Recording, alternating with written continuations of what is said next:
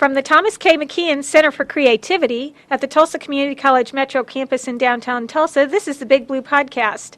I'm Lee Goodson, and I'm joined by my co-host, Dr. Greg Stone, Provost of Southeast Campus. Dr. Stone, how are you today? I am well, Dr. Goodson. How are you? I'm doing really well. It's beautiful outside. It is. It is gorgeous outside. For those of you who don't know what day we're taping on, we are taping on December 4th.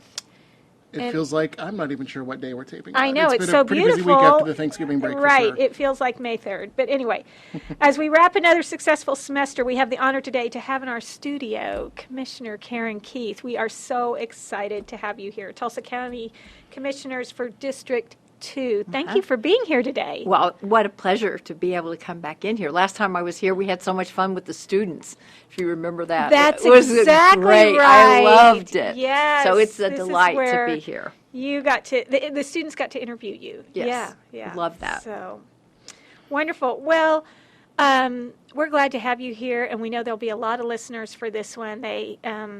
That'll tune into this particular podcast. But we're going to start out just really broad with what you've spent so much of your time in service doing through public service, and that is being a Tulsa County Commissioner. And you've served 3 terms as Tulsa County Commissioner. And on many state, local, and civic boards and organizations, we serve together on the Task Force for Higher Education, and you were a big part of that. Tell us what excites you most about the future of Tulsa. Well, I just look at how the downtown has changed dramatically, and I think our TCC campus has been a big part of that, having all the young people down here, and then OSU Tulsa so close as well. So we need the youth, and we want them to be engaged in our downtown. And then all of the wonderful things that have happened because of the taxpayers investing in the downtown.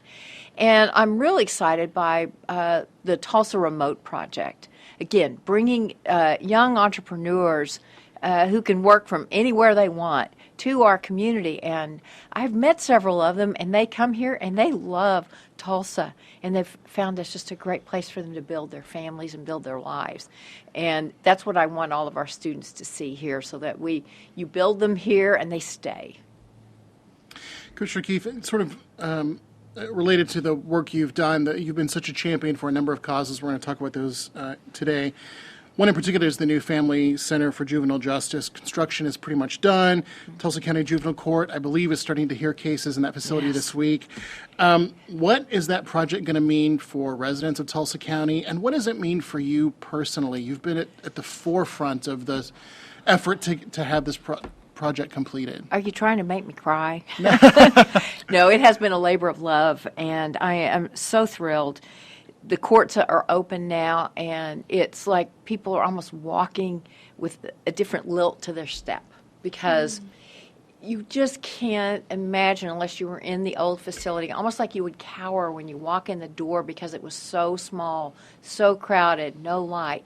Here you walk in and your eyes are immediately lifted up. There's skylights, so you have natural light coming in, which is real important for healing and everything else. So I look at this as being the best possible place for us to turn the lives around of our children who've gotten having issues, and then our employees. I mean, they're the ones that really they have endured that facility and really done such a great job for our young people, doing the best that they could in that facility all these years. And now we're giving a building not only honors our clients as they come in, but honors our employees, gives them the space where they can do their jobs better. So the outcomes, while they've been good, they're going to get even better. And so that's what's really important to this community. And it's something we can hold our heads up and say, we now have one of the best juvenile justice centers in the country.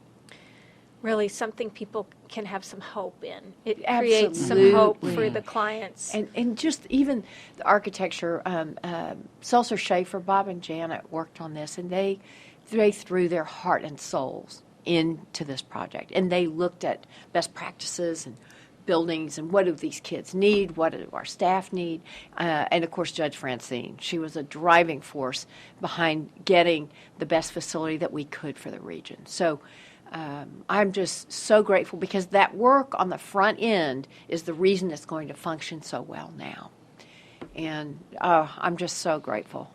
Well, you worked really hard on that. Thank and you. Another project you worked really hard on, and Dr. Stone and I were keenly aware of this back in June, I think, during the 100-year flood, Yeah. right? It was a record flood for Tulsa. Is that true? Yes, and we were holding our breath because we had families, 300 families impacted out west, and at the same time, these are people who live right under the dam, and so while they were going through all of that, we were on pins and needles because of our aging levee system, which I've been talking about for 12 You have, years. and that was going to trying be my question. You've talked Yeah. about our aging levee system for a very long time.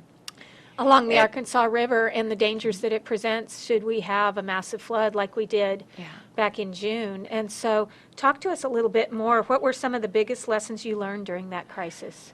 Well, I'll tell you what was great about it was that people all came together, and you talk about needing big Band-Aids, there were hundreds of boils. So the levee was at great risk of failing.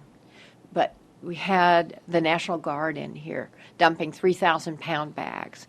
We had the National Guard walking that levee back and forth because there's a boil. We've got to get on it. Let's get on it right now. Our Todd Kilpatrick, our And levee for those commissioners. listening, what's a boil? Okay. That's when water starts pushing out from one side to the other, and then it starts taking the actual material that is the levee and erodes it away. So once it Okay, gets wow. big enough, then you've lost your levee. And that would have been absolutely catastrophic. People here none of us, including myself, can wrap our arms around what that would have been like. I mean, we had our plans in place. The Corps had been great to work with us. It's called the Silver Jackets program. So I can remember, when we'd have our neighborhood meetings and them saying, if you look up at the rafters in the church, that's 17 feet up there, this is where the water could go. So people could actually put an eye on that and understand, because they've forgotten, that we had that big flood in 84 and then in 86. So people forget. Yeah.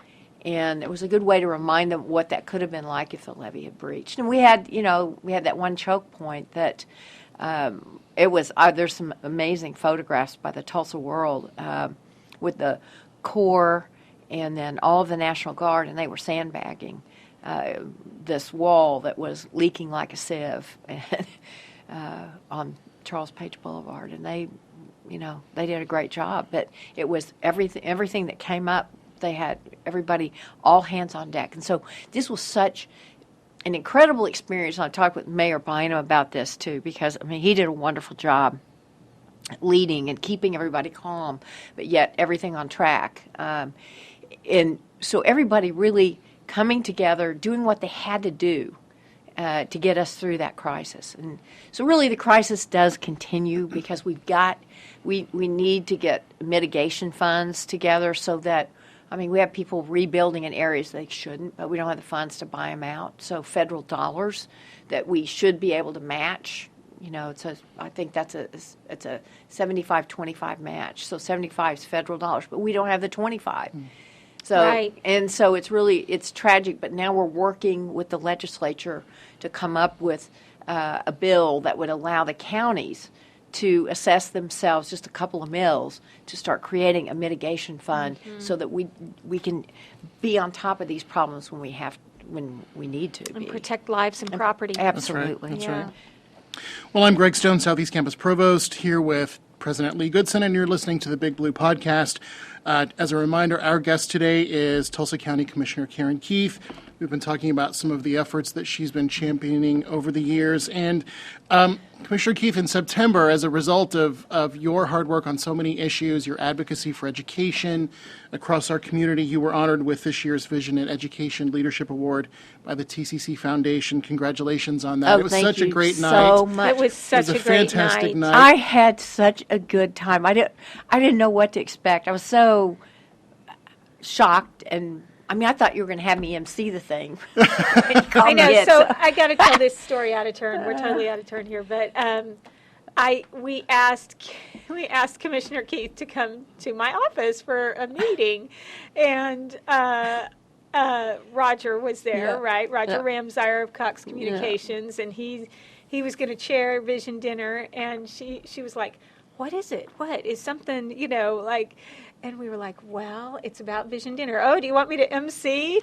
And we were like, no, we want you to be the honoree. Oh, my goodness. And you were so honored right away. And I we was appreciate just so that surprised. so but much. It was just, all of us go to a lot of events, but this is Right. one everybody should put on their calendar because of the way staff puts this together. It's a lot of fun. Incredible. I mean, I had people telling me they just really enjoyed the evening. I mean, it was so much fun. It's It a was great evening. big surprise. We get that feedback a lot. So what does that recognition mean to you? Oh, I mean, don't make me start crying again. But no, it was just really, really sweet. I don't even know what to say about it. Obviously, a big surprise, but it was just one of the nicest things that's ever happened. It was wonderful. Well, and a testament to not just your leadership in the past years as county commissioner, but really your entire life. Some of your friends from your entire life showed up, and one of those was Chancellor Glenn Johnson. He did. That was so nice. He was, when I was able to tell Oh. him that you were the winner, he was like, I am going to rearrange my calendar and go to that. And he did. And in 2017, you were appointed to the task force, the statewide task force on higher ed. And that was a pretty, a difficult task force to serve on. It was not easy to come up with some of the recommendations that we had to vote on. I was on there with you, and some of the discussions were hard. Tell us, what do you think, what do you see as the future of higher ed in the state of Oklahoma? Where do you think we're headed next? It is really tough because I see for these communities that have, their college in their town, how important it is as an economic driver for those communities. And there's a certain amount of that population, because of proximity, will get a higher education, whereas if it's further away, they won't. And just today, Dr. Mark Sneed he's an economist, he was speaking at a chamber event, and he started talking about, we have to recognize that we are not Austin and we're not Denver. And so in terms of being able to attract and bring in a whole lot of young talent, he said, that's not us. We're going to have to grow our own. And that says it all. That says our higher ed is critical to the future of this community. So we all need to put our heads together, do the best that we can to have our programs, which TCC is trying mightily, to do that, to get the best programming that we can for our students so that they can become a part of our workforce and be very successful. And I know OSU Tulsa's engaged in all of that, OU Tulsa. So we've got this great base, but everybody that's so collaborative right now, with the way everybody's working together. But that was just sort of, when he said that, I know I heard myself out loud go, But he's right. We've got to grow our own, and that means our higher ed institutions have got to be up to the task of really getting our young people ready to go in the workforce. Well, we have one final question before we let you go today, and it's the question that we ask all of our guests. We call it the big question. And that is, if you could go back in time and give some advice to your 18-year-old self, what would that be? It would be, in college, I would have taken more of the humanities, English, and history, and those things. I got a broadcast degree. But most of that I actually learned on the job. And what I really needed were writing skills and context via history and just literature in general. So that would have been, I think those would have been the best tools ever for me. But I'm grateful for the education I had, and it's served me well.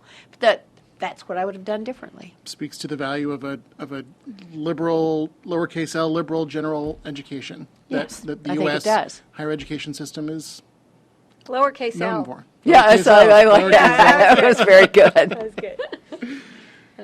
Well, you've been listening to the Big Blue Podcast from the Thomas K. McKeon Center for Creativity at Tulsa Community College's Metro Campus.